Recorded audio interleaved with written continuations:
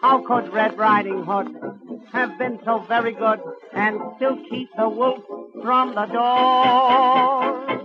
Father and mother, she had none. So where in the world did the money come from? Please let me ask it, who filled her basket? The storybooks never tell. They say that she was the maid most discreet, and there is no doubt she must have been sweet.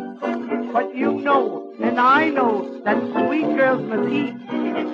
How could Red Riding Hood have been so very good and still keep the wolf from the door?